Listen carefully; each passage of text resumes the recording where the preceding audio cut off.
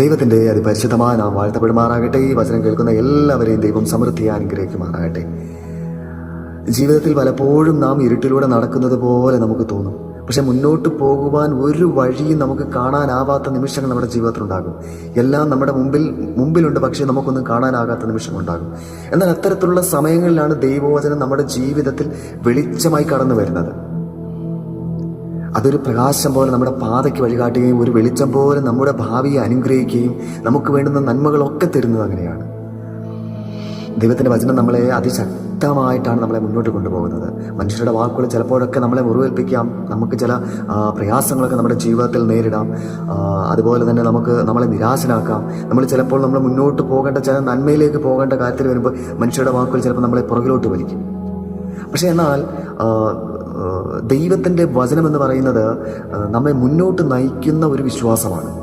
ആ വചനം അത്രത്തോളം തീക്ഷ്ണമുള്ളതാണ്. അതുകൊണ്ട് ഇന്നും നാളെയും ജീവിതത്തിൻ്റെ എല്ലാ വഴികളിലും ദൈവവചനത്തെ പിടിച്ച് മുന്നോട്ട് പോകാനാണ് നമ്മൾ ശ്രമിക്കേണ്ടത്. വചനം കൂടെ ഉണ്ടെങ്കിൽ, വചനത്തോട് നമ്മൾ ചേർന്ന് മുന്നോട്ട് പോയി കഴിഞ്ഞാൽ ജീവിതത്തിൻ്റെ ഏത് പ്രതികൂല സാഹചര്യങ്ങളും ദൈവം നമ്മളെ നടത്തും. കർത്താവ് തന്നെ 21 സംഘത്തിന് പറഞ്ഞ് യഹോവ എൻ്റെ ഇടനാകുന്നു, എനിക്ക് മുട്ടുണ്ടാകുകയില്ല. ദാവീദ് മനോഹരമായിട്ടാണ് അത് പറഞ്ഞിരിക്കുന്നത്. സ്തോത്രം. ഇതുപോലെയാണ് നമ്മുടെ ജീവിതത്തിൽ നമുക്ക് ആവശ്യം. ആ വചനത്തിൻ്റെ അടിസ്ഥാനം നമ്മൾ മുന്നോട്ട് പോയി കഴിഞ്ഞാൽ ദൈവം ഒരിക്കലും നമ്മളെ തള്ളിക്കളയില്ല. അത് നമ്മളെ ശരിയായിട്ടുള്ള വഴിയിലാണ് നമ്മളെ നയിക്കുന്നത്. സ്തോത്രം. ദൈവവചനം ജീവിതത്തിൻ്റെ വെളിച്ചമാകുന്നു.